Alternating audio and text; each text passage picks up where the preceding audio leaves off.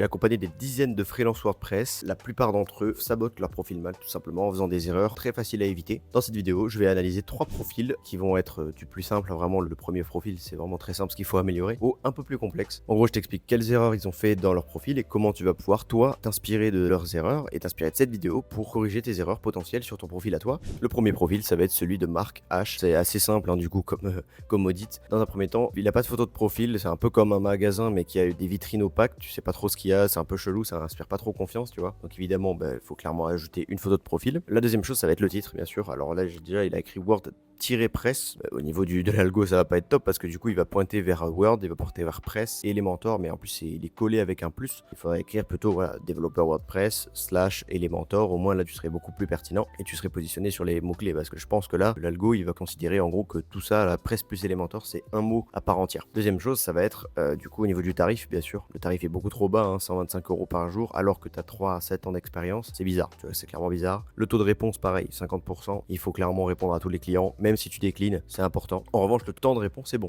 Donc 1 heure, c'est le top. Au niveau des compétences, alors là, les compétences, tu vois qu'il n'y en a pas beaucoup, alors qu'il en faut 50, le minimum c'est 40 en gros pour être vraiment pertinent sur un profil Malte. Au niveau des compétences clés, c'est pas trop mal. On a du WordPress, on a du Elementor, mais on a du SEO, du HTML5, du PHP, donc c'est des trucs qui sont un peu trop généralistes. Faut éviter de se positionner en fait sur du WordPress et aussi du SEO, sachant que sur ton titre, t'as pas d'SEO, tu vois, pour tes compétences clés. Faut vraiment que ce soit tes compétences que tu maîtrises et sur lesquelles tu veux être pertinent en fait.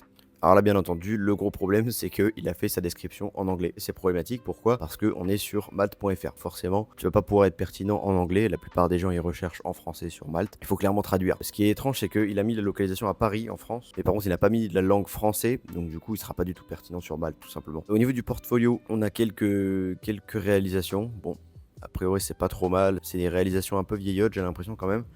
Mais bon, au moins il a quelques projets qu'il a effectués, donc c'est pas si mal. Au niveau des expériences, bien sûr, là il a un problème, c'est que c'est écrit en anglais quoi. Du coup, on est sur un site français comme je le rappelle, donc évidemment, c'est pas pertinent de se positionner en anglais. Pareil au niveau des recos externes, pas de recos, pas de formation, pas de certification ni quoi que ce soit, donc bon, voilà.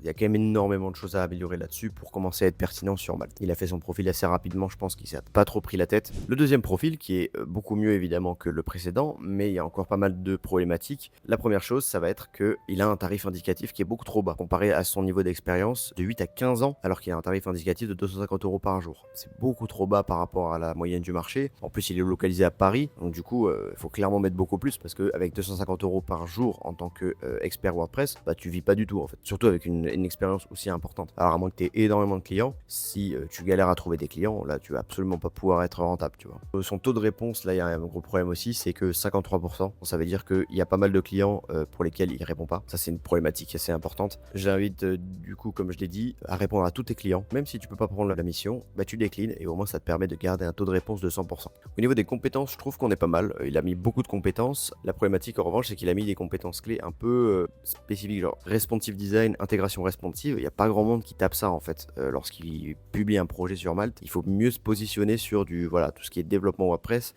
Site vitrine, ça peut être pertinent. Tu peux mettre aussi WordPress aussi. À mon avis, création de site et web également, ça peut être dans les compétences clés parce que responsive design, ça va vraiment être des compétences périphériques. Pas grand monde cherche en fait des freelances spécialistes en responsive design parce que c'est considéré comme de l'acquis en fait. Si t'es expert WordPress, tu vas être bon en responsive design. Alors là, au niveau de la description, il y a un problème. Déjà, c'est écrit en majuscule et en plus, il y a une faute dès le troisième mot, donc du coup, ça inspire pas vraiment confiance. C'est pas top. Clairement, c'est pas très bien lisible. C'est un peu curieux. Il y a une deuxième faute ici, utilisateur. Beaucoup d'améliorations au niveau de la description à faire. Je t'invite à regarder ma vidéo comment optimiser un profil Malte, comment créer un profil Malte. Je te mettrai le lien juste au-dessus. Là, il y a trop de choses à développer. Au niveau du portfolio, il est plutôt cool, hormis le fait que ce soit écrit en anglais ici, on sait pas trop pourquoi, alors que les prochains ils sont écrits en français. On n'a pas de pertinence au niveau des portfolios, donc là tu vois, tu as un mock-up qui est vraiment cool.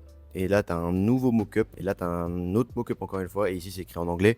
On n'a pas de pertinence en fait entre chaque. Du coup, on pourrait se dire qu'il a juste pris en fait ça sur Google Images, tu vois. Au niveau des expériences, elles sont pas mal. Hormis que je pense qu'il pourrait clairement les développer davantage avec un peu plus d'emojis, un peu plus de trucs qui permettent de lire facilement. C'est un peu trop verbeux, mais du coup, on lit pas trop en fait. Le troisième profil, un peu plus compliqué cette fois-ci maintenant, ça va être celui de Ilyes Meshwar. Alors, dans un premier temps, son titre est beaucoup trop généraliste. J'en parle souvent. Développement web, ça englobe tellement de choses. Tu peux avoir du front, tu peux avoir du back, tu peux avoir du full stack. Alors là, il a marqué expert front-end, mais du coup, pourquoi pas mettre directement développement front-end? Et plutôt que expert front-end, bah là, du coup, on va mettre développement front-end tiré la spécialité. Donc, par exemple, s'il est développeur front, tiré React, tu vois, un expert en React. Parce que là, on va pas pouvoir se spécialiser quelque part. Surtout que tu vois qu'au niveau des compétences, il y a React, il y a Next, responsive design, création de site WordPress, Elementor. On a une dissonance entre son titre qui n'évoque en aucun cas WordPress. Enfin, en tout cas, il n'y a pas WordPress qui est invoqué. Elementor non plus. Mais là, dans ses compétences clés, il y a marqué création de site WordPress, Elementor. Faudrait faire un choix en fait. Soit tu es développeur front où tu vas vraiment travailler sur des technologies comme React et tout. Soit tu es développeur WordPress plutôt où là, tu vas créer des sites avec Elementor, etc.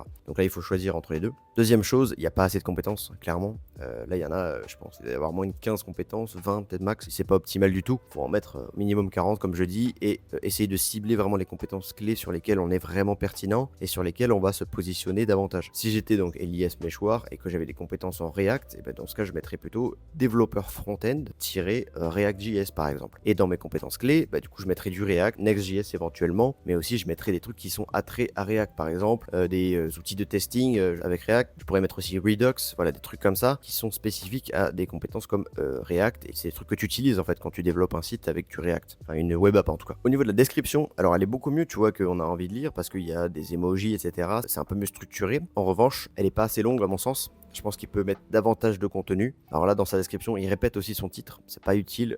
On peut directement mettre le paragraphe et ensuite on met ce qu'on sait faire. Au niveau du portfolio, alors là, du coup, malheureusement, il a qu'un seul vrai projet. Le premier projet, en fait, c'est le sien. Tu vois, si on le zoome un petit peu, il y a Elias Meshwar. Donc en fait, c'est son site perso, tu vois. Le problème, c'est que là, on a l'impression qu'il manque un peu de projet. Au niveau des expériences, c'est pas mal, mais il aurait pu mettre le même système avec les emojis, etc. Les descriptions sont relativement correctes. Ce que j'inviterais Elias à faire, par contre, c'est de mettre le lien en fait directement du projet. Comme ça, les gens peuvent voir un peu à quoi il ressemble. Même chose ici. Pendant mon stage chez 19 Group, j'ai découvert le fonctionnement. C'est des trucs qui sont trop généralistes. Il faut mettre davantage en fait ce que tu as fait lors du stage, en fait, tout simplement. Là, tu vois qu'il y a marqué cette immersion a permis de mieux comprendre le lien entre technique, besoin, client et travail équipe. C'est des trucs qui sont un peu généralistes. En quoi ça t'a permis de comprendre le lien entre technique, etc. Quels ont été vraiment les use cases que tu as pu voir, les résultats que tu as pu obtenir aussi grâce à ta participation. C'est des trucs qui peuvent être ultra pertinent, tu vois. Ici, on voit qu'on a un avis, donc c'est pas mal, mais bon, il en faut davantage. Mais au moins, il a déjà un avis, il a déjà 5 étoiles. Pas de reco externe, c'est dommage. S'il peut avoir des recos externes, ça serait vraiment top pour déjà commencer à avoir un peu plus de crédibilité sur son profil, surtout s'il a eu des clients au préalable, donc des clients avec le stage, par exemple. Et au niveau des formations, tu vois qu'il est ingénieur informatique. Donc, ingénieur informatique, c'est quand même quelque chose qui a du prestige, en quelque sorte. Il pourrait clairement le mettre dans la description aussi, tu vois. Il est ingénieur informatique, fraîchement diplômé, donc il est déterminé à bosser fort. En revanche, au niveau des trucs qui sont top, c'est le tarif qui est relativement correct parce qu'il est débutant, hein, il reste junior, 0,2 ans, mais il a un taux de réponse de 100%, sa disponibilité est confirmée et il a un temps de réponse qui est très bas. Donc ça, c'est vraiment les points positifs par rapport à son profil. Donc voilà, ces trois profils, ils ont des axes d'amélioration, hein, c'est bien normal parce que Malte, c'est un marché qui est compétitif et un profil qui est mal optimisé, il te fait perdre automatiquement des missions, même si tu es excellent techniquement. Et si tu veux maintenant que j'analyse en profondeur ton profil à toi, en détail, comme je viens de le faire avec ces trois profils, et que je t'explique exactement comment et quoi changer sur ton profil pour l'optimiser, j'ai créé un audit complet. L'audit, c'est une vidéo Loom personnalisée où je vais vraiment en détail sur ton profil, où je t'explique vraiment exactement et pas à pas ce que tu dois faire sur ton profil pour l'optimiser, et également un PDF clair avec mes recommandations après coup. Comme ça, tu as juste à appliquer le PDF que je te transmets. L'audit, c'est 199 €. Tu le commandes, tu appliques et tu le rentabilises en une seule mission. Voilà, c'est fini. Le lien est juste en dessous dans la description. Si cette vidéo t'a plu, n'hésite pas à la liker, n'hésite pas à t'abonner. Nous, on se retrouve très vite pour ma prochaine vidéo. Salut!